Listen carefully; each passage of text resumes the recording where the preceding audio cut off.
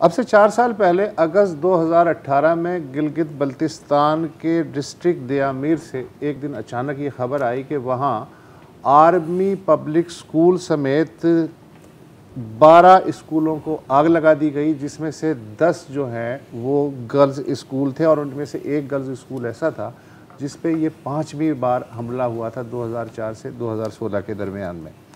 अच्छा, यहाँ अच्छी बात ये हुई कि जो सिविल सोसाइटी थी, जो तलबा थे, जो मकामी शहरी थे, जो पेरेंट्स थे, उन्होंने उस वक्त मुजाहरे किए। कराकोरम हाईवे जो है उस पर रुकावटें डाली, ट्रैफिक मुअत्तल की। मलाला यूसुफजई तक ने मजम्मत की और उसके बाद गिलगित बल्तिस्तान की इंतज़ामिया हरकत में आई और जो स्कूल तबाह हुए थे उनको दोबारा तामीर कर दिया गया और फिर 4 साल की खामोशी छा गई।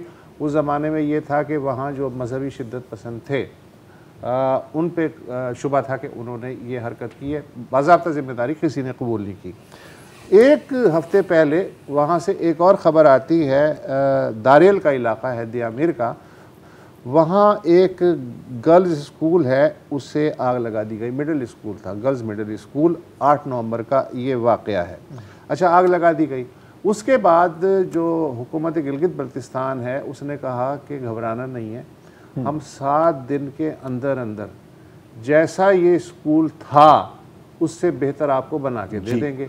और उन्होंने ये वादा पूरा भी कर दिया और आज उसका जो है इफ्तिताह हुआ। और मज़े की बात है कि गिलगित बल्तिस्तान असम्बली की जो 2 इस इलाक़े की ख़वातीन अरकान थीं वो यहाँ मेहमान ख़ुसूसी थीं और तालिबात का जोश व खरोश दीदनी था।